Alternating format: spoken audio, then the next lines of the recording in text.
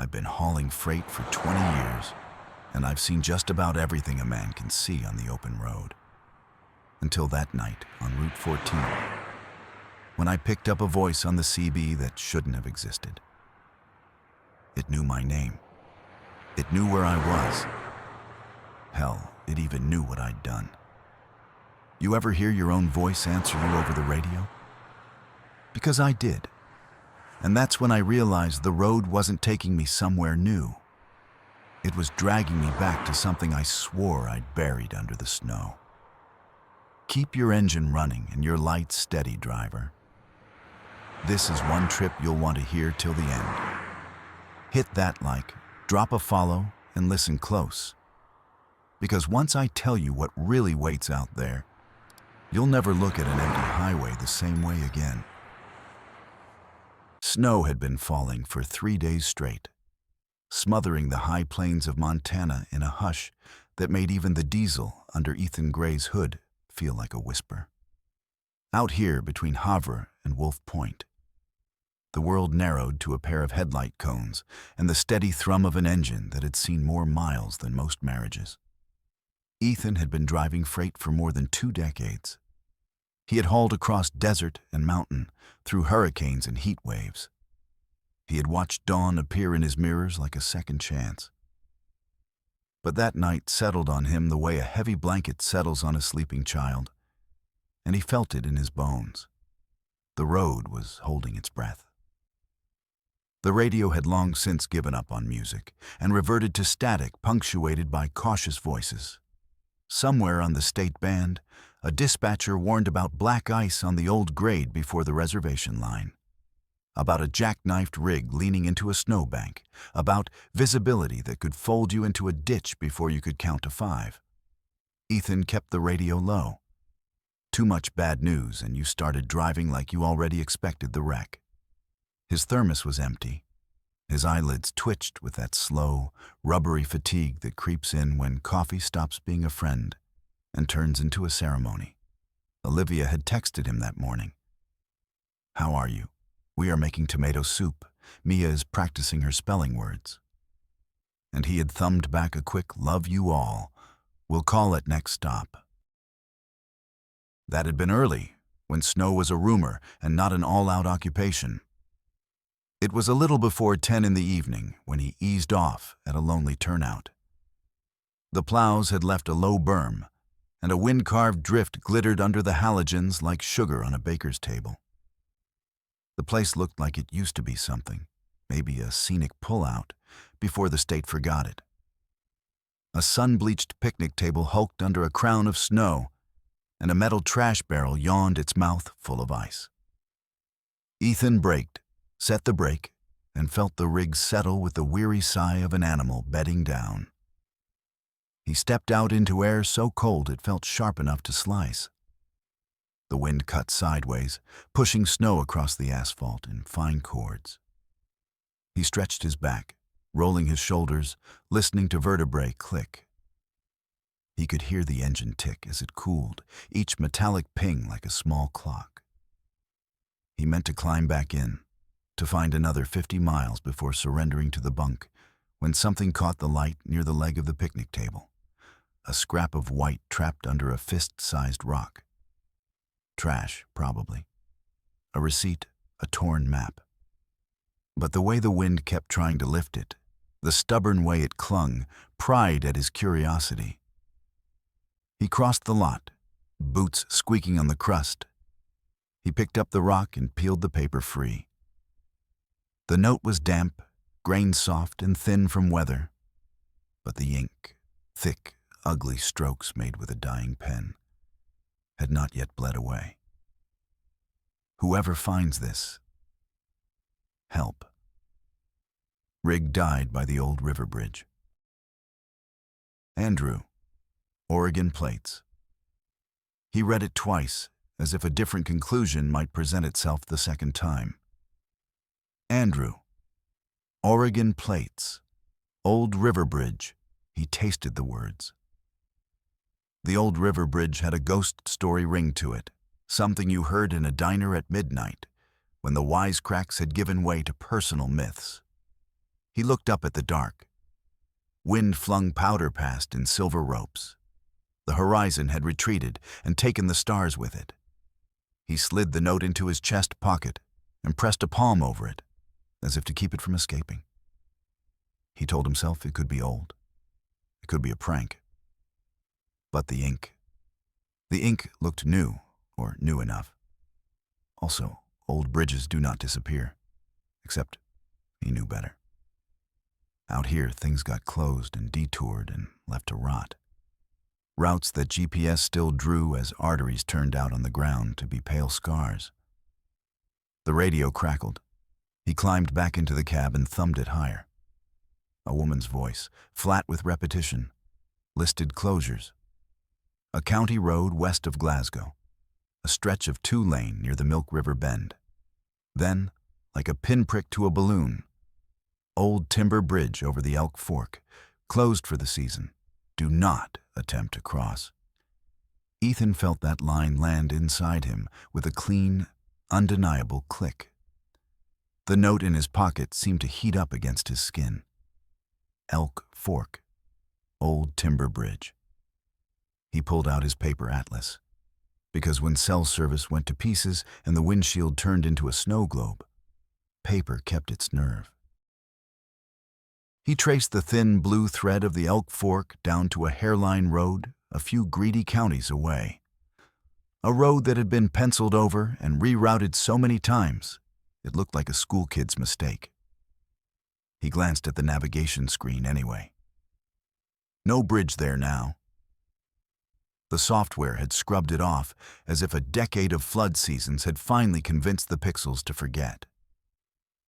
He could have turned the rig back onto the highway and let the note be a story he almost got tangled in.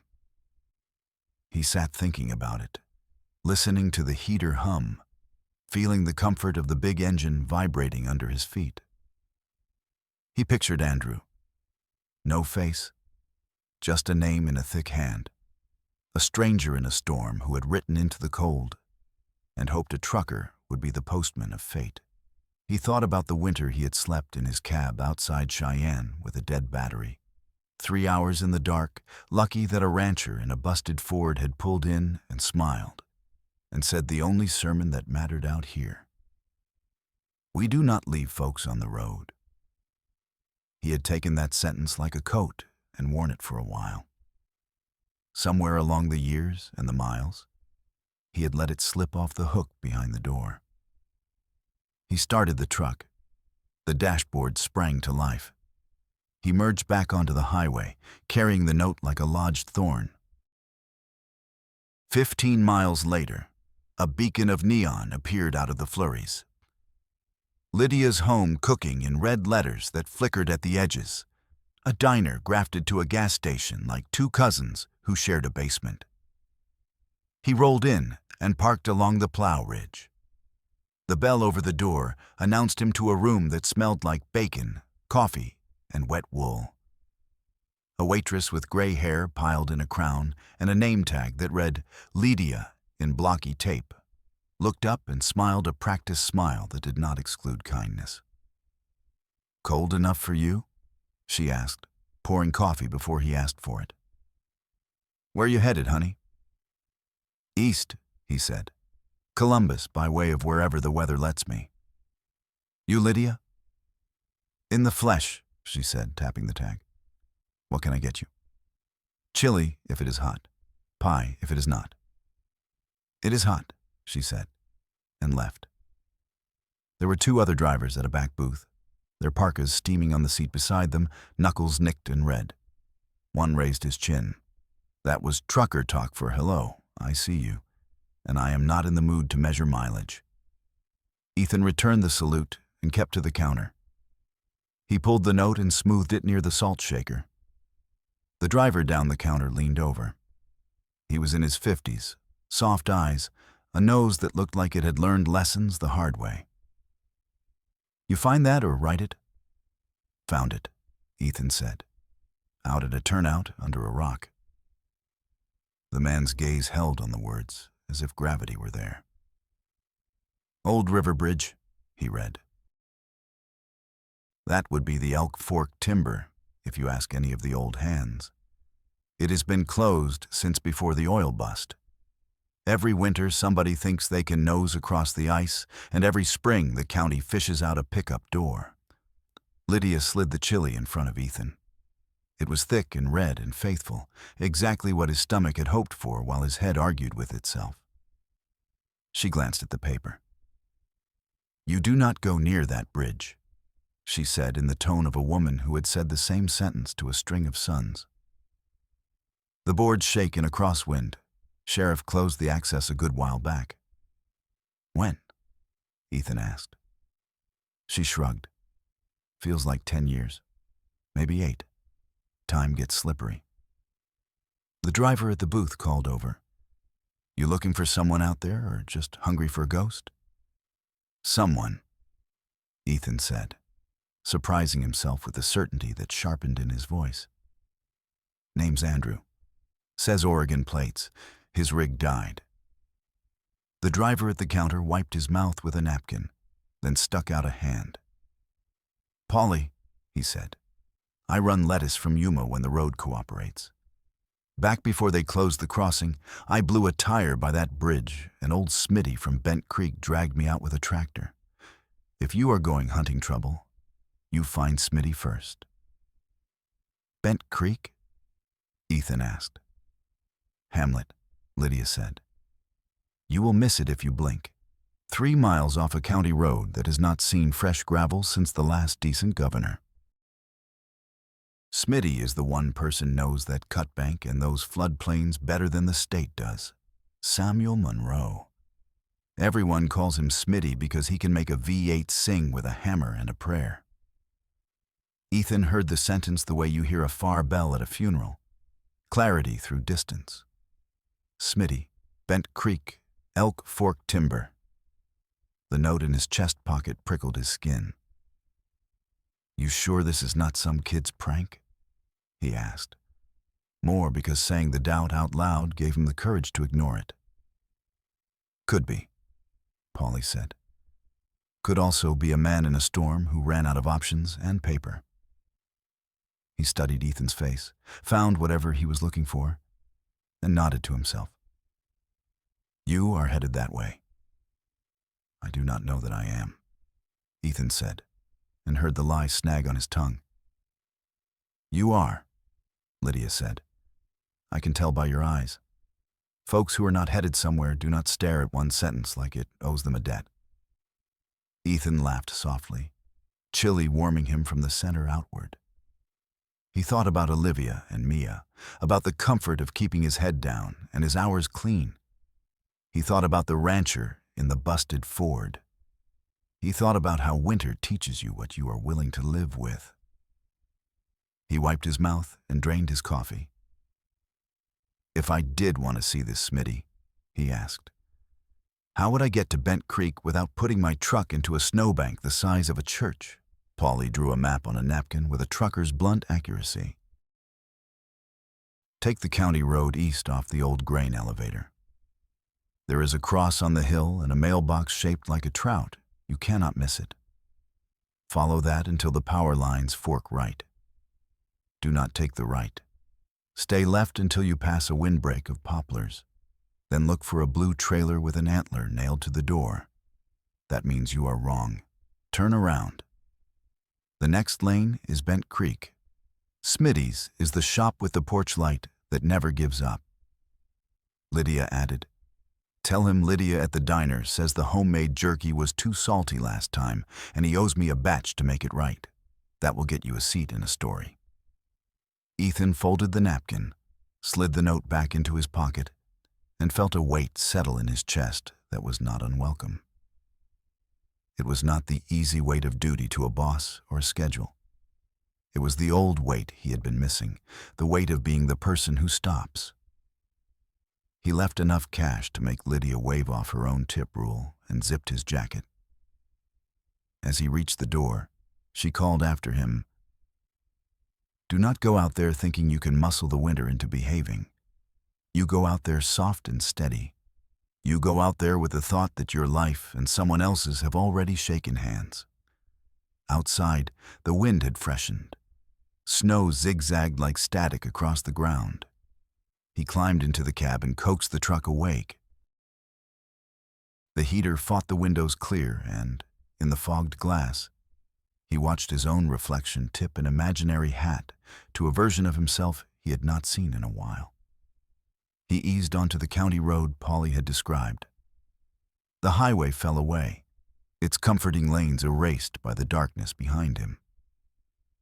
The county road was only a suggestion under the drifts, a rumor of gravel beneath a winter that did not care about rumors. Power lines marched beside him into the white. Far ahead, a single porch light burned where the land forgot to roll. He thumbed the mic on his CB, not sure who he hoped would hear him. "Andrew," he said into the static, speaking not to the airwaves, but to the note in his pocket. "I am trying." Only the hiss answered. He did not take that as a no. The road tightened, narrowed. Poplars cut the wind in a line of shivering silver. He passed the blue trailer with the antler on the door and smiled at the confirmation that he was both lost and, suddenly, found. The next lane was half buried, but navigable. He turned, tires searching, truck shouldering through the loose powder like a ship in heavy seas. Bent Creek announced itself as 3 buildings gathered for warmth. A prefab house, a low cinder-block garage with a hand-painted sign that said Monroe and Sons, though Ethan suspected the Sons were gone, and a shed with a rusted plow half swallowed by weeds frozen stiff. The porch light on the garage burned the soft amber of an old bulb, tired but stubborn. Ethan parked, set the brake, and stepped down. The cold bit until it found skin and then bit again, as if to see if he meant it. He crossed to the door and knocked. 2 light taps and one that told of urgency.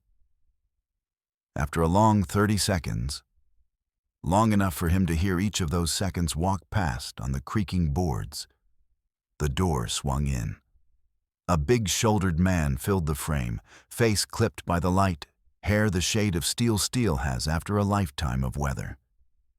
His eyes were the mutable gray of quicksilver and caution.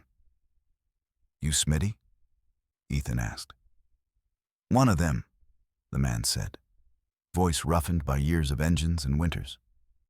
"You one of Lydia's? You have her note on your face." Ethan held up the napkin map. "She says your jerky was too salty." Smitty's mouth crooked.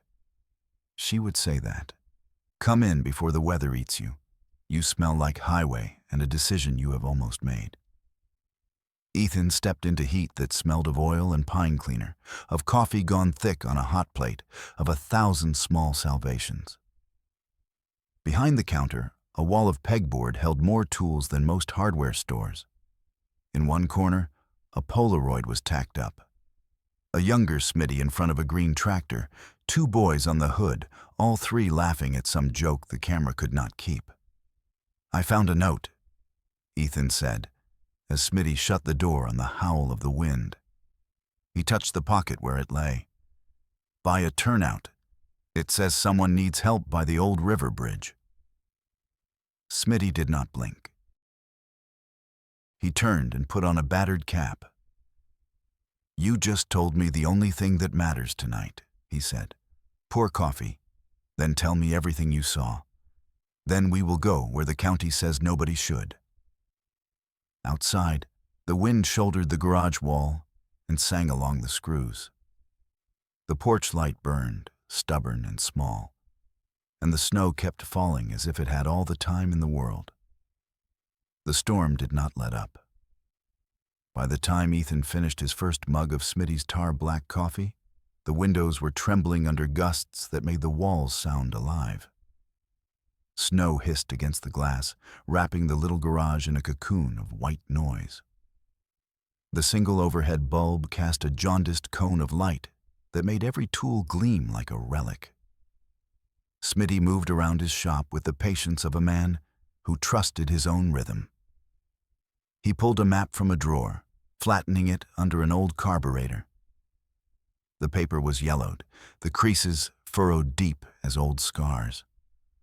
Roads spidered out across the county in faded lines of red and blue. The river wound through the center like a bruise. "Here," Smitty said, tapping a thick finger against a section marked Elk Fork Bridge. "This is where your note points. The timber deck washed out a few years ago when spring runoff ate the pilings. County fenced both sides, but fences don't stop the stubborn. You can reach it if you follow Route 14 until the blacktop ends. Then you take the old maintenance road, what's left of it." Ethan leaned closer. "How far?" 15 miles if you fly, 20 if you live," Smitty said. "In this weather, maybe longer. You planning to go in that rig of yours?" "Not on your life," Ethan said. "I'd sink her before the second turn." Smitty grunted approval. "Good. We'll take my pickup. 4-wheel drive, chains, and a bad attitude." He disappeared into a side room, came back shrugging into a parka with patches that looked older than Ethan's daughter. He handed Ethan a pair of thick gloves and a headlamp. "You from around here?" "Originally Texas," Ethan said. "Been on the road longer than I've been home." "That figures." Smitty smiled without warmth. "Only a roadman finds a note under a rock and decides it's his job." Ethan shrugged. "Maybe it found me." That earned a quiet, "huh," which in Montana counted as agreement. Outside, the storm clawed at them the moment they opened the door. Smitty's truck was an ancient Ford, dented and salt-pocked, but proud in the way old war horses are proud. He kicked snow from the tires and said, "If she starts, we'll take that as a sign." The engine groaned, coughed once, then settled into a hoarse growl. Ethan climbed in, breath fogging the windows, and Smitty guided them down the buried track toward the road.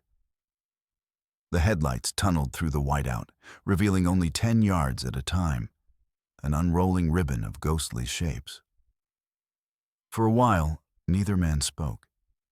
The only sound was the wipers squealing against ice. Then Smitty said, "People still talk about that bridge. Every couple years, someone sees headlights out there. Always the same story. 2 flashes, like a car turning, then nothing. County calls it reflection from the water tower. Locals call it Andrew's ghost." Ethan turned his head. "Andrew?" "Yep. Driver from Oregon. Went missing 8 winters ago. They found his trailer a few miles north, door open, engine dead. Never found him. Just a few of his papers half buried in the ice. The bridge collapsed that same year." Ethan felt the note in his pocket like a pulse. "So the name matches." "Sure does. Maybe some kid heard the story and wanted to spook a traveler. Or maybe—" Smitty's eyes stayed on the windshield. Maybe Andrew finally found a pen. The road twisted into a narrow lane, flanked by drifts that rose taller than the truck. Fence posts leaned like old men under white coats. They passed a burned-out barn, its roof collapsed under snow, a lone weather vane creaking with every gust. The headlights caught it for a second, a rooster, frozen mid-crow. Smitty slowed. "See that tree line up ahead? River's just beyond. After that, the bridge." Ethan peered forward. The snow thinned for a heartbeat, revealing a stand of cottonwoods bowed with ice. Beyond them, the landscape dropped into shadow. The air felt heavier, charged, as though they were driving into the throat of something alive. They parked just shy of the riverbank. The world was all silence and snow. Ethan stepped out, boots sinking ankle-deep. The cold slammed into his lungs like a punch. Smitty swung a flashlight beam across the open space, and there it was, the remains of the bridge. It stretched only halfway across the frozen river, the far end snapped away as if bitten off. Jagged timbers jutted from the ice, dark against the white. A road closed sign lay half buried, letters scraped clean by the wind. The other half of the bridge was gone, swallowed by years and flood. Smitty said quietly, "This is where they stopped looking." Ethan crouched near the first support beam, brushing snow aside with a gloved hand. He wasn't sure what he hoped to find: a tire track, a glove, some proof the note wasn't just a cruel echo. But what he saw froze him mid-motion. Pressed into the drift, half hidden, was a rectangle of metal. A license plate. Oregon. He pulled it free, snow clinging to the rusted edges. The numbers were still legible. He held it up to Smitty, who sucked in a breath through his teeth. "That's his," Smitty said. "That's Andrew's truck." Ethan stared at it, the wind crying through the broken boards of the bridge like a low whistle. "Then he's still here." "Or he was," Smitty murmured. "The river keeps what it wants." Ethan's flashlight swept the ice below, searching for shape, shadow, anything. For a second he saw movement, a glint of something beneath the surface, a shimmer. It could have been light. It could have been imagination. But then the ice groaned, deep and resonant, and a crack shot out like lightning across the surface. "Back," Smitty barked. "Now." They stumbled backward just as a slab of ice broke away and sank, swallowed by dark water. A rush of air followed, carrying up a smell that didn't belong to winter. Oil and decay, faint but certain. Ethan's heart hammered. The note in his pocket seemed to burn against his chest. They stood in the snow, breathing hard, watching the water churn and freeze again at the edges. Smitty finally spoke. "You still think this is coincidence?" Ethan shook his head. "No, I think someone wanted to be found." Smitty looked at him a long time.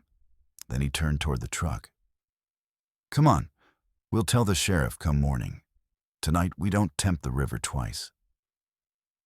Ethan followed, but his gaze lingered on the shattered bridge.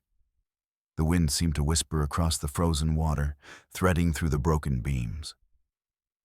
"Help me." He told himself it was just the wind. But even after they drove away, headlights cutting through the storm, the sound followed him. Thin, pleading, almost human. The sheriff of Valley County was the kind of man who didn't hurry unless something was on fire. His name was Dean Cutter, a tall, rope-shouldered veteran with weather permanently carved into his face. When Ethan and Smitty showed up at the station at dawn, Cutter was already pouring his second cup of coffee, steam rising off it like he'd been waiting for them all night. "You two look like the storm spit you out," he said, sliding a pair of mugs across the counter. "What's this about the Elk Fork Bridge? You know that stretch has been condemned longer than my patience." Smitty placed the Oregon license plate on the counter, like evidence in a courtroom. "Found this under the snow near the broken span. Belongs to a driver named Andrew. Went missing 8 winters back. Ethan here found a note last night. Says the man's rig died by the old river bridge." Cutter froze halfway to his chair.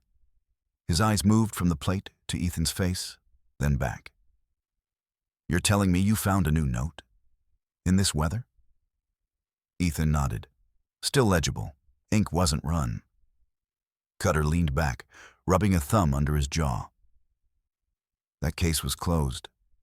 Body never turned up, but the county said the current took him clear to the Missouri. We found his truck, papers, some food wrappers. Nothing else." "Maybe the river didn't take him," Smitty said quietly. "Maybe he's been waiting to be noticed." The sheriff looked like he wanted to argue, but something in Smitty's tone stalled him. He poured more coffee instead. "All right, you two can ride along. I'll bring the drone and a rope team."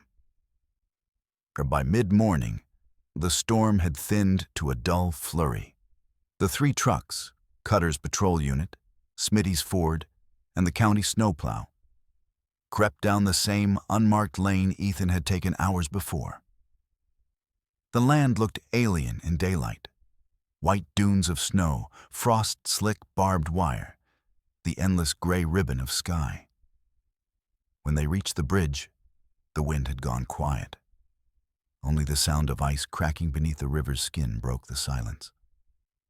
The remains of the wooden deck looked worse than the night before, splintered, sagging, ready to surrender the rest of itself to the current. Cutter crouched by the embankment, studying the pattern of the break. "See that?" he said, pointing to the frozen edges. "Not just erosion. Looks like something heavy hit from underneath. Maybe a vehicle pushed through before the collapse." Ethan stared down at the river. The light shifted, pale gold under the cloud cover. Beneath the translucent ice, something dark and rectangular rested on the riverbed. "Sheriff," he said softly, "you see that?" Cutter followed his gaze. "Damn me." They brought the drone up, its whirring blades slicing the cold air. On the small screen, the image sharpened. A truck cab, half buried in silt, roof torn away. Rust traced the seams like veins. Cutter zoomed closer. The cab door hung open, and there, inside, something pale and human-shaped floated just beyond the reach of the lens. Smitty crossed himself out of reflex. "That's him." Cutter exhaled slowly. After 8 years. Ethan felt his chest tighten. He remembered the note's shaky letters, "Help," and realized Andrew must have written it after the crash, hoping the wind or the water would carry it far enough. Somehow, impossibly, it had reached him. "Sheriff," he said, voice rough, "we should pull him out." Cutter nodded. "We'll have to cut through. Ice isn't stable, but we'll anchor a line." He looked at Ethan. "You found him, so you stay up here. That's an order." Talma they worked for an hour, chainsaws snarling, ropes creaking against the frozen timbers. The drone fed them angles while Cutter's deputy, a young woman named Ruiz, maneuvered the hook through the widening gap. The smell of old diesel and rot drifted up, sour against the clean air. Then came a shout. "Got him!" The winch whined. A shape broke the surface, first a sleeve, then a shoulder, then the hollow mask of a face. What remained of Andrew surfaced into the light, ice crystals shining on his jacket like glass. His fingers were curled around something clutched to his chest. When Ruiz pried it free, Ethan recognized it before she said a word. A small leather notebook, swollen and dark with water. They brought the body to town. Cutter handled it with the quiet professionalism of a man who'd done too many recoveries. The coroner took over. Ethan waited outside, the cold air biting through his coat, trying to make sense of how a note from 8 years ago had stayed alive long enough to find him. When Cutter came out an hour later, he looked older. "Coroner says the man's been gone the whole time. Nothing new there. But the notebook," he held it up in a plastic bag. "Dates stopped the day of the storm, but the ink in the last entry, it's still fresh." Ethan blinked. Fresh. Fresh enough that it smeared when they touched it, like it was written yesterday. He took a breath and read aloud from the last line. "The bridge is gone. The ice is singing. Someone will come. I can hear the engine already." Smitty whispered, "Jesus." Ethan's throat felt tight. "You think he meant us?" Cutter didn't answer. He zipped the bag closed and said, "Sometimes the road folds over itself, boys. Sometimes what's lost finds a way to circle back." Then that night, Ethan couldn't sleep. The note lay on the motel nightstand, flattened under his phone. He kept reading it, line by line, as the wind moved through the alley outside.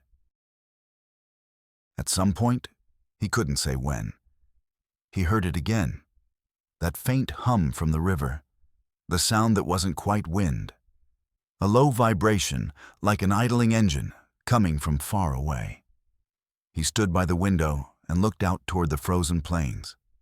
In the distance, just for a moment, two lights flickered through the snow, white, then gone, like headlights turning toward home.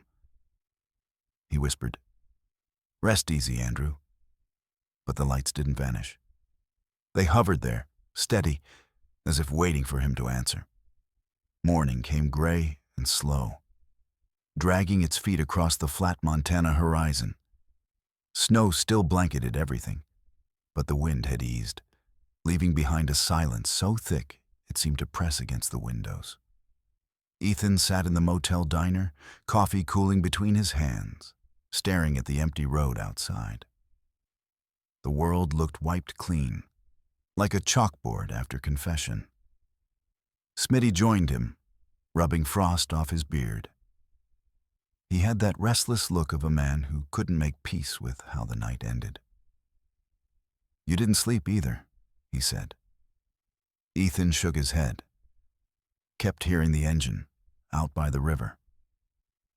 Smitty gave a half smile that didn't reach his eyes. "You're not the first to hear things out there.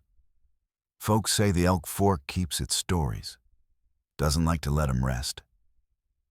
The waitress, young, sharp-eyed, name-tag reading Amanda, poured refills without asking. "You boys the ones found that driver?" "Guess so," Ethan said.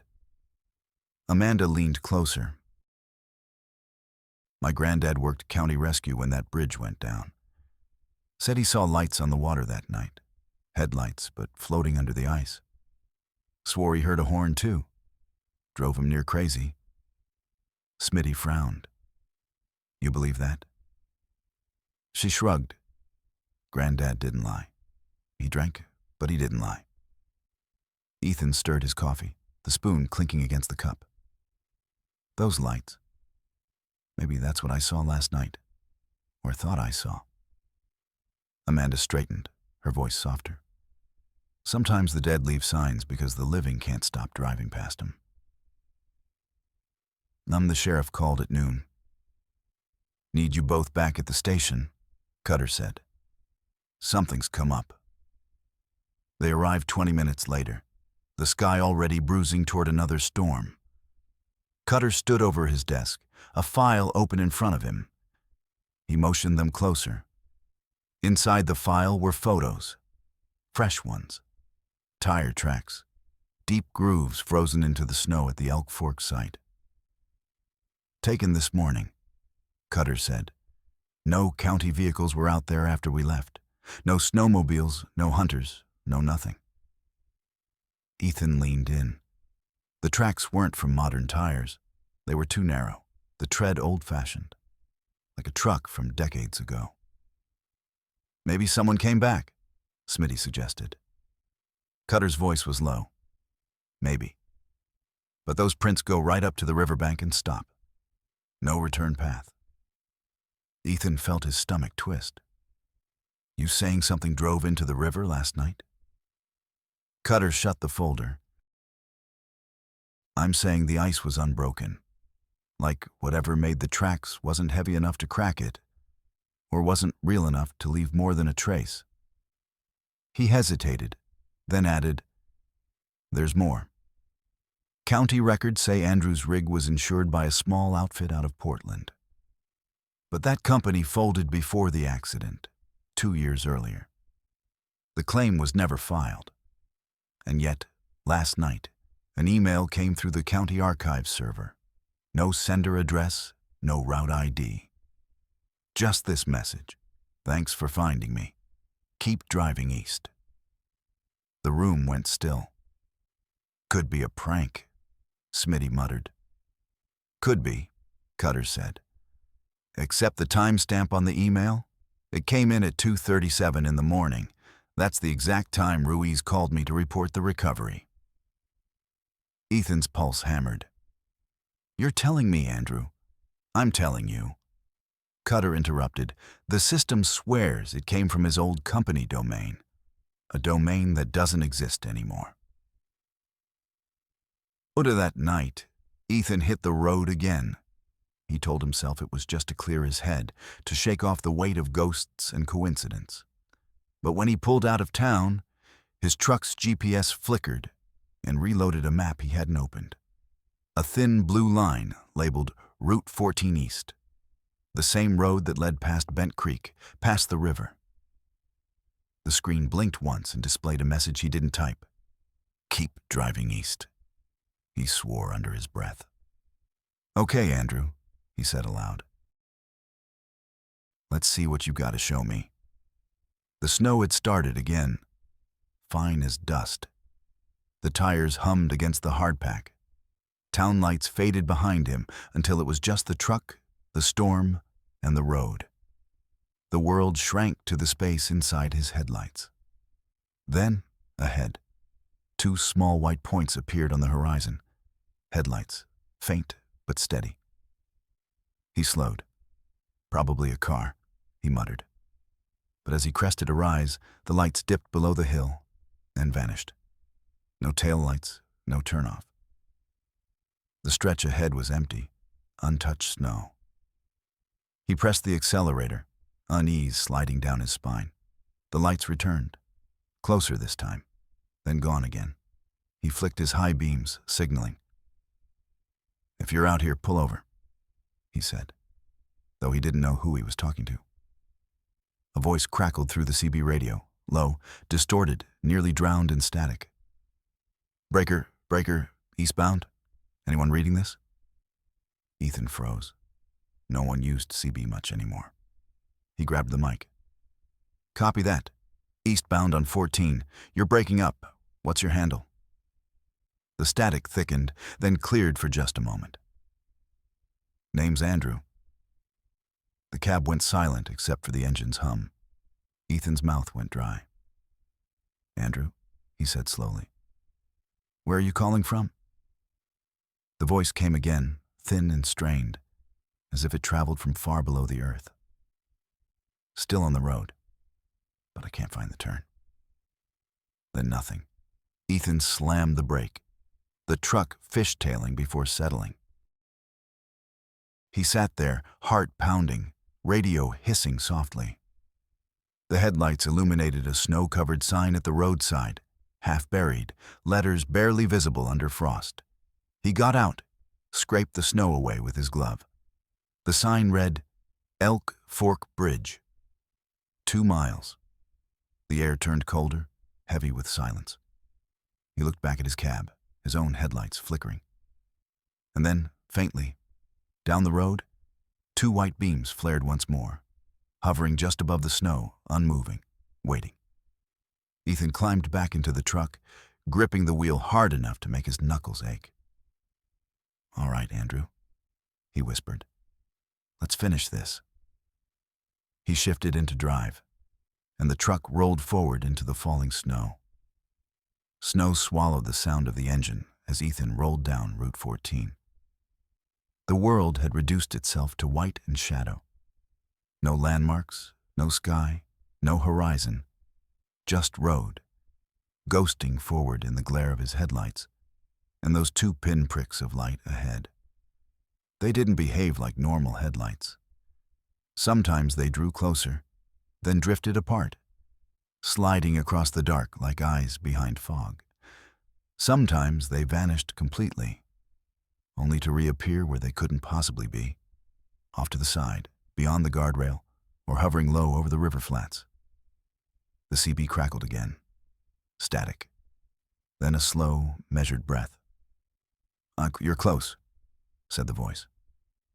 Ethan gripped the mic, his pulse drumming in his ears. "Andrew, if that's you, talk to me." "Where are you?"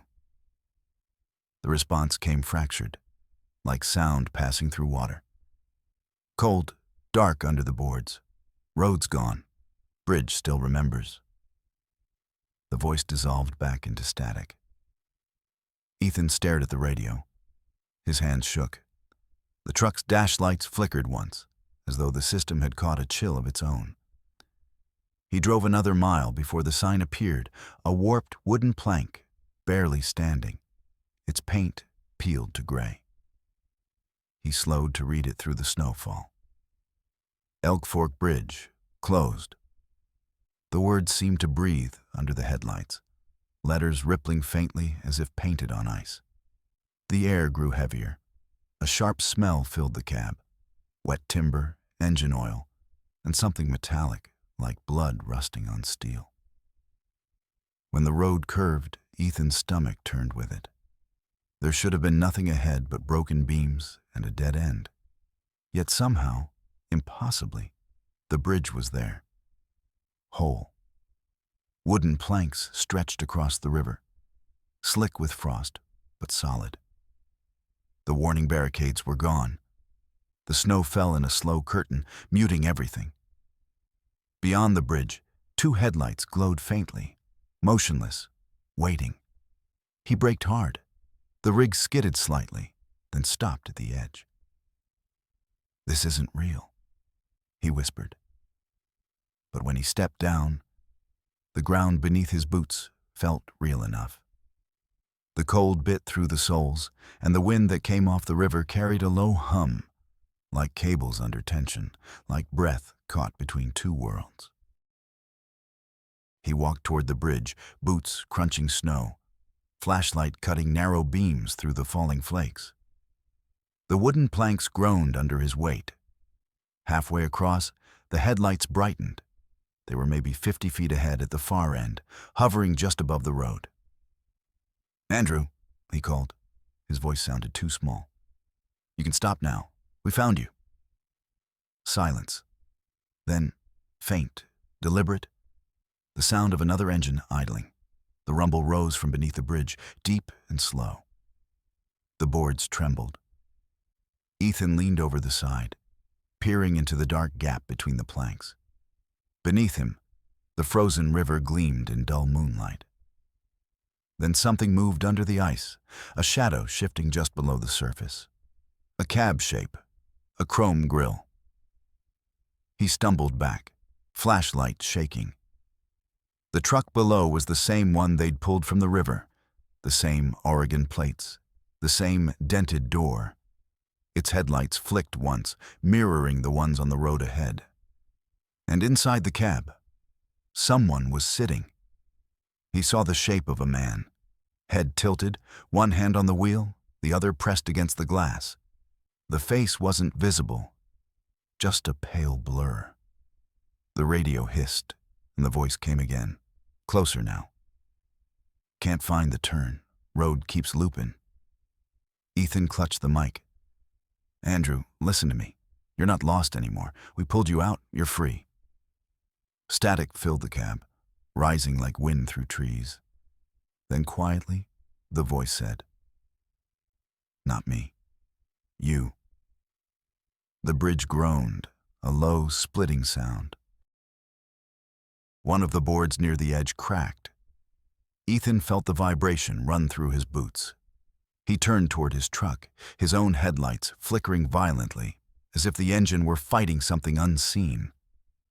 The air around him shimmered, snow hanging still, frozen mid-fall. He realized suddenly that the sound of the river was gone. No wind, no creak of ice. Just silence.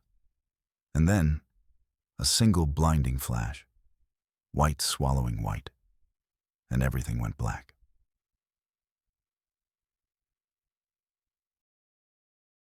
When he came to, he was sitting in the driver's seat. The rig idled quietly. The radio was dead. Outside, daylight had returned. Weak sun painted the snow gold. The road stretched ahead exactly as it should. No bridge, no headlights, no sign of anything but the frozen Elk Fork below. Ethan climbed down on unsteady legs. His footprints from earlier were gone. There was no plank, no wood, nothing but open air and river. He took a step back. A whisper drifted across the ice, faint as breath. "Keep driving east." He looked toward the horizon. The sun hung low, bright and directionless. He climbed back into the cab, started forward, and this time didn't look in the mirrors. The highway unspooled beneath Ethan's tires, like an endless gray ribbon cutting through a dead world. The snow had stopped, but the silence it left behind was worse. A heavy, suffocating quiet that pressed against his skull. The radio was still dead, not even static now. Just a blank, patient hum. He'd driven for nearly an hour before the first sign of life appeared. A rest stop. The kind with a single building, one flickering light, and a vending machine that probably hadn't worked since the last election. The sign read Mercer Point, though the letters had been half swallowed by rust. Ethan pulled in and killed the engine. The sound of silence rushing back made him dizzy. His hands shook slightly as he reached for his thermos, empty, of course, and stared out at the plains. He kept thinking about what the voice had said. Not me. You. The words had lodged in his chest like splinters. He'd replayed the scene a dozen times, the glowing headlights, the bridge that shouldn't exist, the flash of white. It didn't make sense. But then, not much about the past 48 hours did. He stepped outside, stretching stiff legs. The air smelled clean again, no trace of oil or decay. The snow sparkled innocently, as though the land hadn't just swallowed a ghost. A payphone stood near the rest stop building, its receiver dangling by the cord, swinging gently in the wind. The sight was almost comical. Who still used payphones? But as he stared at it, the thing began to ring. One ring, two, three. Ethan froze. Nobody else was around for miles. The highway was empty, horizon to horizon. The only vehicles were his rig and a snowplow half buried under a drift that looked months old. The phone rang again. He walked toward it slowly, boots crunching in the snow.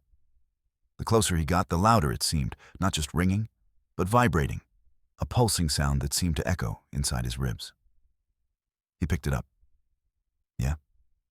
Silence. Then static, faint but alive. Eastbound. You there? Ethan's throat went dry. Andrew? Static flared, then the voice came clearer. Wrong name. You should know that by now. Ethan's hand tightened on the receiver. Who the hell is this? You called me, the voice said, calm, almost amused. Or maybe you answered. Hard to tell which side you're on. The line crackled. In the distance, thunder muttered, low and rolling, though the sky above was clear.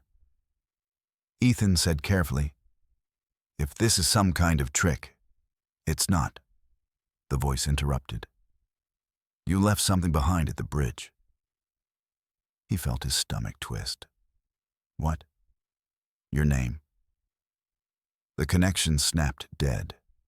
He stood there, phone pressed against his ear, listening to the dial tone return. A long, hollow drone that felt less like a sound and more like a warning. He dropped the receiver.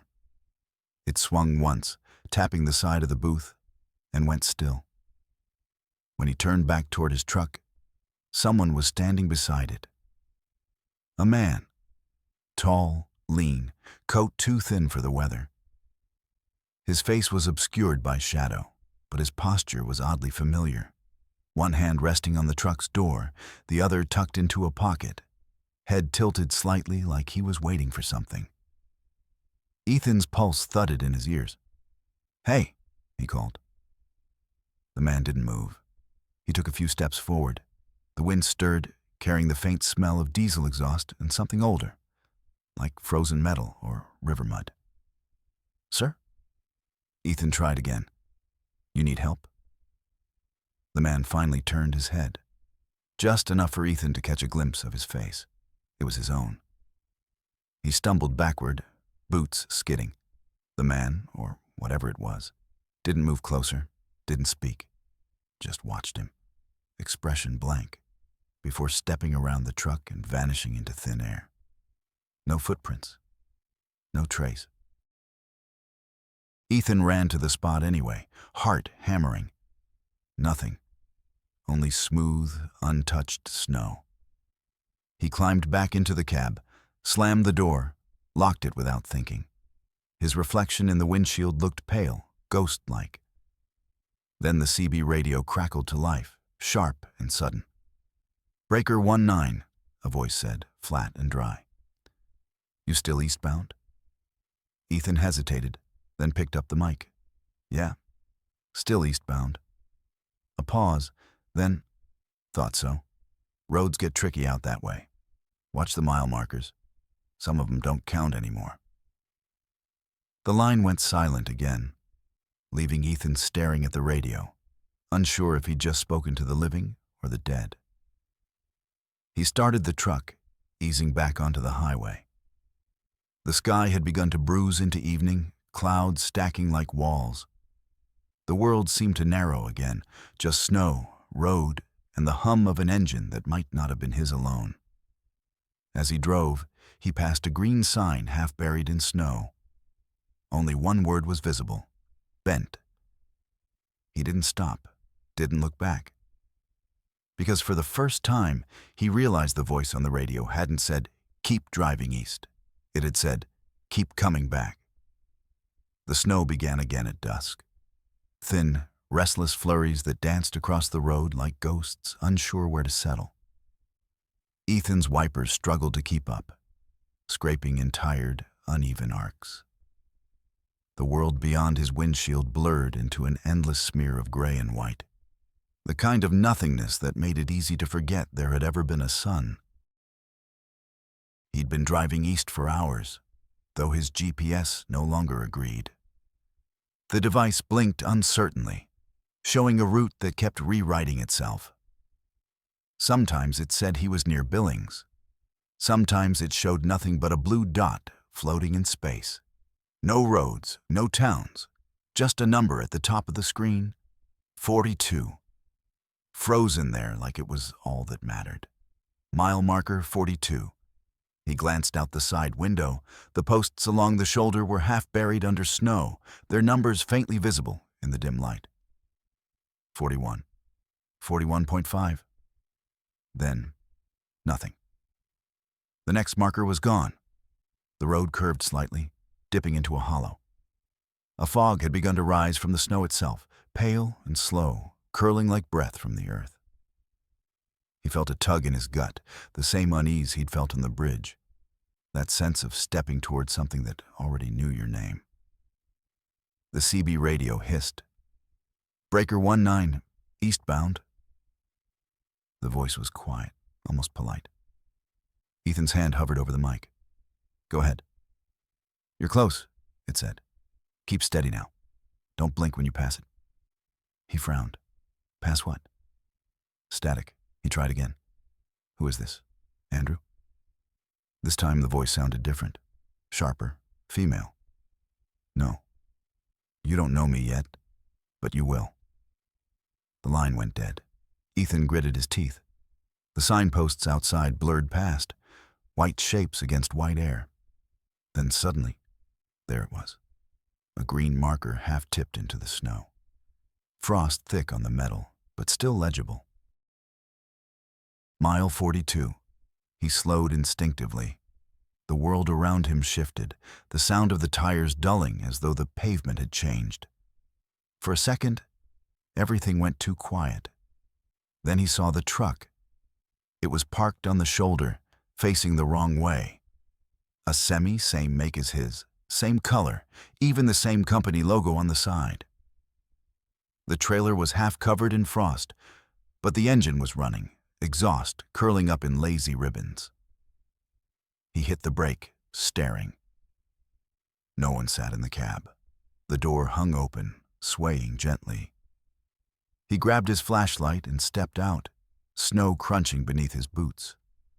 The cold air clawed at his lungs. His own truck's headlights carved yellow tunnels through the fog, illuminating the other rig in a surreal glow. He climbed up and peered inside. Empty. The seat was warm. A thermos sat in the cup holder, still steaming. And on the dashboard lay a single sheet of paper, folded once, edges damp from condensation. He unfolded it carefully. You missed your turn again. The handwriting was his own. He stumbled backward, heart hammering. No, he whispered. No, no. He scanned the dashboard again and noticed something that made his stomach twist. The odometer. It matched his, down to the 10th of a mile. Then his radio crackled again, this time both in his own truck and the ghost rig beside it, perfectly in sync. Breaker 19, the voice drawled, easy and low. You out there, Ethan? You keep missing the sign. He froze. Who are you? I'm what happens when the road forgets to let you go. The headlights of the empty rig flared suddenly, bathing the snow in a blinding glare. Ethan shielded his eyes. When the light faded, the cab was empty again. The engine had gone silent. He stumbled backward, gasping, and turned toward his own truck. But there was a problem. It wasn't where he'd left it. It was further down the road, idling quietly, headlights on. And in the driver's seat, someone was sitting. He couldn't see the face clearly through the frost on the glass, but the outline was unmistakable. The same shoulders, the same cap. His cap. Ethan moved toward it slowly, boots crunching through the drifts. Each step felt heavier than the last. When he reached the driver's side, he wiped the frost away with his sleeve and looked inside. The man behind the wheel looked up and smiled. Ethan staggered backward. The cab light flicked on, revealing the impossible. The man was him. Same face, same jacket, same scar on the chin. Only the eyes were wrong. Too pale, too still. The double leaned toward the glass and mouthed something. Ethan couldn't hear the words, but he read them all the same. Keep driving east. The cab light went out. When it came back on, the seat was empty. Ethan stood in the snow, breath ragged, staring at his own truck like it might bite. He didn't want to get in. But what else could he do? Out here, the cold killed slower but surer than ghosts. He climbed in, hands trembling on the wheel. The cab smelled the same, coffee, diesel, old leather. But beneath that was something else now. The scent of river water. He sat there, engine idling, staring down the empty highway. The fog was thicker now, rolling over the asphalt in sheets. Somewhere far ahead, faint and flickering, two white lights waited like eyes. He whispered, "Mile 42, and shifted into gear. The truck eased forward, swallowed once more by the storm, and as the mile marker disappeared in the mirror, the radio came alive again. Soft this time, almost tender. You can't stop now, Ethan. You never did. The storm had settled into a whisper, a constant white murmur that seemed to come from everywhere and nowhere at once. Ethan drove through it in a trance. The road ahead glowed faintly under his high beams, curving gently eastward in a way that felt familiar, almost rehearsed. His hands clutched the wheel so tightly, his knuckles ached. He'd been here before. He couldn't prove it, but his body knew. The way his eyes caught on the bend in the asphalt, the rise and fall of the hills, the timing of the road signs. It was the same stretch he'd driven 2 hours ago, maybe longer. He looked at the odometer. 214 miles. He checked again 10 minutes later. Still 214. Okay, he muttered, forcing a laugh that sounded hollow even to his own ears. GPS is fried, odometer's dead. Not losing it, just circling.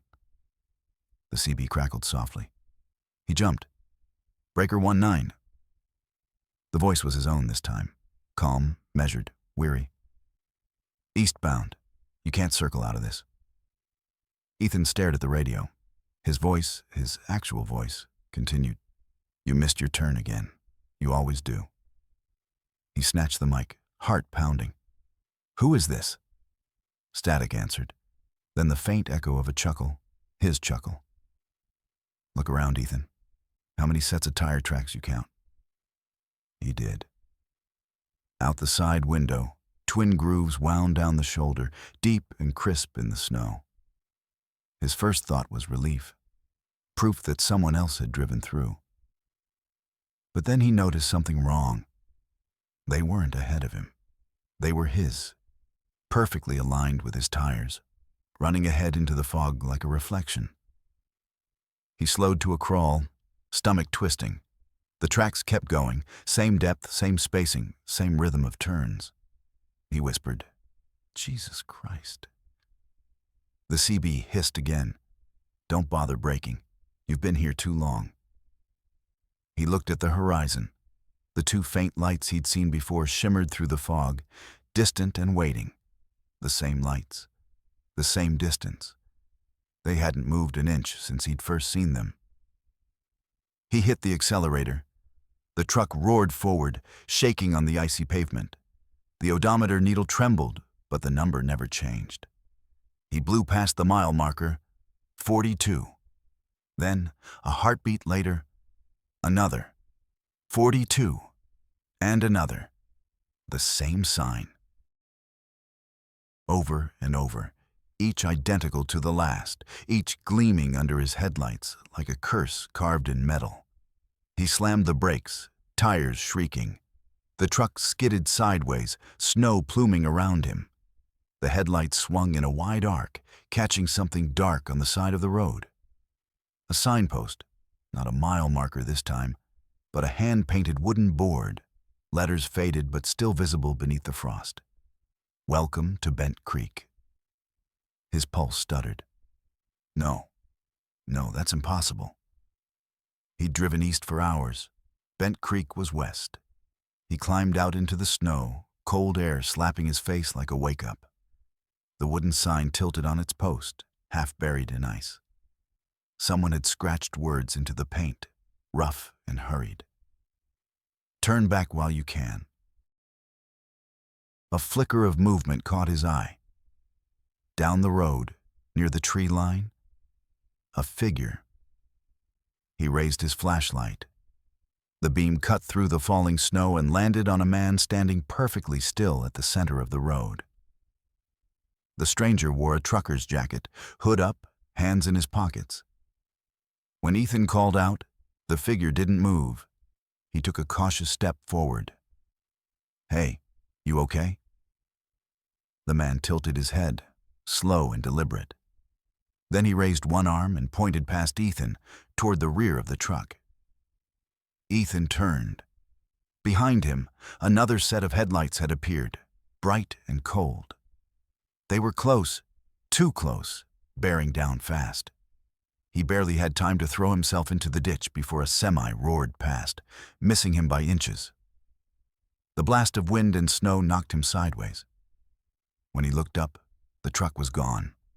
No taillights, no sound, only silence. And when he looked back to the road ahead, the figure was gone too. Only his own footprints remained, vanishing into fog. He staggered to his feet, breath fogging in the cold.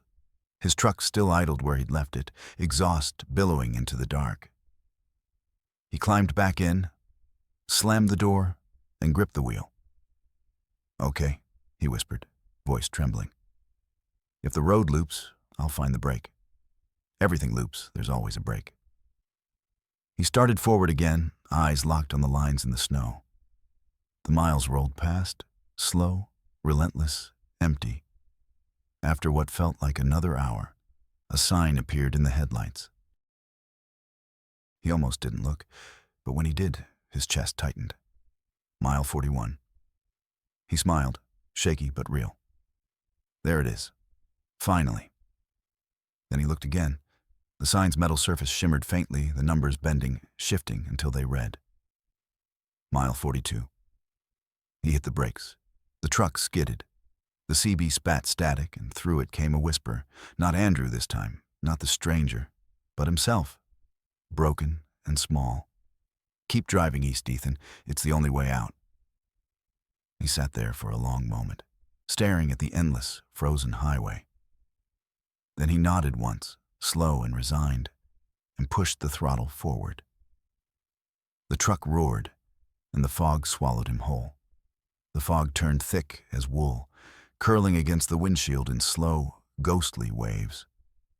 Ethan had long stopped checking the time. The dash clock blinked zeros, as if the road had stolen the very idea of hours. His eyes burned from staring at the same two white lines for too long. The heater clicked, wheezed, then fell silent, leaving only the hum of the tires and the faint, uneven rattle of his breath. He was somewhere past fear now, drifting in that numb space where the mind folds in on itself. Then, out of nowhere, the CB sputtered again. Not static this time. Music, a faint country tune, old and slow, something that might have played in a diner jukebox 50 years ago. A woman's voice, tender and tired, singing about highways and home. The melody filled the cab, sweet but wrong, like a lullaby sung underwater. Then the music cut off, and a young girl's voice took its place. "Breaker 19, she said. Her tone was calm, too calm. "Is anyone out there?" Ethan grabbed the mic, pulse jumping. "Copy that, I'm here. Who's this?" Silence, then, "You sound tired, mister." "Yeah," he said, forcing a laugh. "Been driving a while? You okay out there?" A pause. Then the voice came softer, almost whispering. "I've been out here a long time. I can't find my dad." Ethan froze. "What's your name, sweetheart?" "Abby," she said. "We were driving east. He told me to keep the radio on in case somebody answered. He said he'd be right back." Ethan's throat went dry. "Where'd you last see him?" Another pause, long enough to fill the cab with the sound of his own heartbeat. Then, "The bridge." He gripped the mic tighter. "What bridge, Abby?" "The one that isn't there anymore." His heart thudded once, hard. "Elk Fork?" "Uh-huh." The wind outside picked up, rattling the mirrors. Ethan said quietly, "Abby, when did this happen?" Her answer came faint and far away, like the sound of a child shouting from under deep water. "When the river froze. He said the boards would hold." Ethan swallowed hard, and they didn't. She didn't answer. Only a soft hum filled the line, 3 notes of the same old song that had played before. Then she whispered, "You sound like him." He frowned. "Like your dad?" "Yeah," she said. "You even have his laugh." A chill crawled up his spine. "Abby, what's your dad's name?" The radio went silent for a long moment. Then the answer came, clear and bright. "Ethan." He dropped the mic. It hit the floor with a dull thud. "No," he said aloud, shaking his head. "No, no, no." But the radio wasn't done. The little girl's voice was closer now, as if she'd leaned right up against the speaker. "You promised you wouldn't leave, Daddy." "Abby," he whispered, voice breaking. "That's not possible. I don't. You said you'd find me. You said you'd come back." Something inside him cracked. He could see her now, in flashes, memories that didn't belong to him but felt real all the same. A small girl with tangled hair in the passenger seat, singing along to the radio. A snowstorm. A broken bridge. The moment before, everything went black. He pressed a hand against his temple. "That's not me. I never had a daughter." The CB hissed softly, like a sigh. "You forgot again," she said. "That's okay. The road helps you forget. It helps me too." The radio clicked off. For a long time, Ethan just sat there, shaking. He wanted to believe it was a trick, a sick echo from the storm, a hallucination from too many sleepless nights. But when he looked at the passenger seat, his breath caught. A small, faded drawing lay there. Crayon on torn paper. Two stick figures holding hands beside a big square truck, the words, "Me and Daddy," scribbled underneath. His vision blurred. Jesus. He picked it up, fingertips trembling.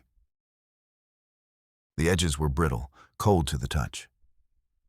When he turned it over, there were words written in small, looping print. "Keep driving east. I'll meet you by the lights." Something flickered outside.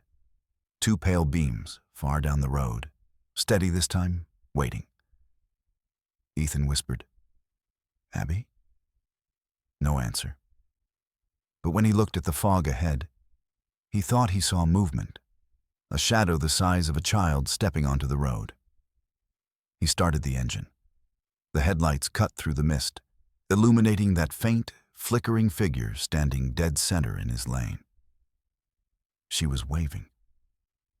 The truck's engine trembled beneath Ethan's hands, like a living thing straining against its leash. The snow swirled in tight circles under his headlights, and in the middle of that storm, the little girl stood unmoving, small, fragile, and impossibly calm. "Abby," he whispered through the windshield. "Stay there, honey. Don't move." But she didn't hear him, or maybe she didn't need to. Her outline flickered, more shadow than body, the pale of her dress glowing faintly in the light. Around her, the fog thickened until it looked like smoke. The air buzzed with a low, electric hum, the same sound he'd heard under the bridge, under the ice, in the static of the CB. He stepped out into the cold. It hit him like a slap, sharp and cleansing. The snow beneath his boots was untouched, no footprints, no tire tracks. It was as if he were walking across a blank page. "Abby?" His voice carried strangely, swallowed by the fog. She turned her head slightly, enough for him to glimpse her face. And for one dizzy second, he saw not a child, but a memory. The same little girl from the drawing, from the flash of dreams he swore weren't his. The daughter of another man, another life, or his. "You came back," she said softly. "I'm trying," he breathed. "But I don't know how I got here." She tilted her head. "You never left." The wind shifted, carrying the faint smell of oil and river water. Somewhere behind them, his truck idled, engine thudding like a weak heartbeat. The road stretched out ahead, vanishing into a bright, unearthly white. No horizon, no markers, only light. Ethan crouched, his breath fogging between them. "Abby, what happened to you?" Her small voice was steady. "The bridge broke. You were driving fast. You said you had to get home." He closed his eyes. For the first time, the fragments came together. The sound of splitting wood, the headlights turning over ice, the scream of tearing metal. A little hand reaching for him, then cold. Endless, crushing cold. "No," he whispered, shaking his head. "I got out. They found me. They pulled me from the river." Abby took a step closer. The snow didn't crunch beneath her feet.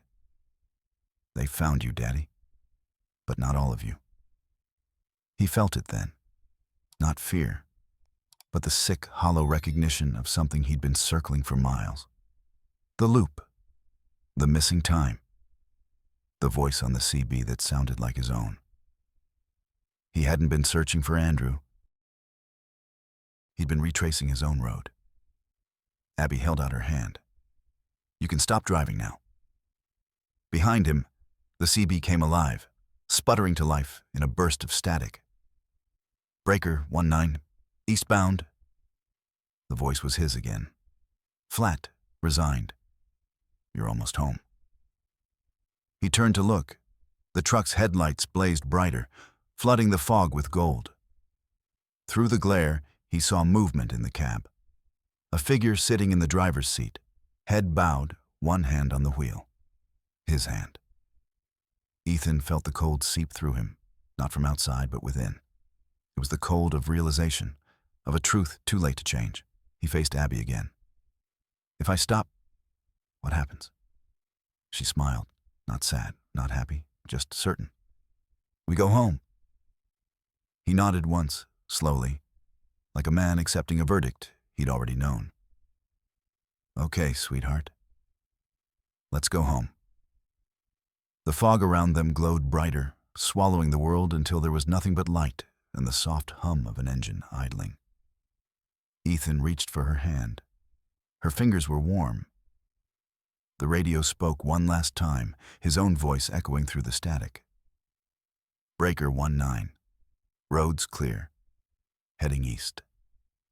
Then the sound faded. By morning, the snowplows found the truck idling quietly by mile marker 42. The cab was empty, doors locked from the inside. On the passenger seat lay a child's crayon drawing, two stick figures holding hands beside a truck under a sky of white scribbles. No footprints led away. Wasker, some say that on foggy nights along Route 14, you can still hear a CB crackle to life out of nowhere. A man's voice, calm and worn, calling out through the static, Breaker 19, eastbound. Anyone out there? And sometimes, just sometimes, a little girl answers. Fleur, thank you for listening to this story. If it moved you, if you felt the cold of that endless road, the hum of the engine, the whisper of ghosts, please show your support. Like the story, subscribe to the channel, and share your thoughts in the comments. Your support keeps stories like this alive. Thank you, and drive safe out there.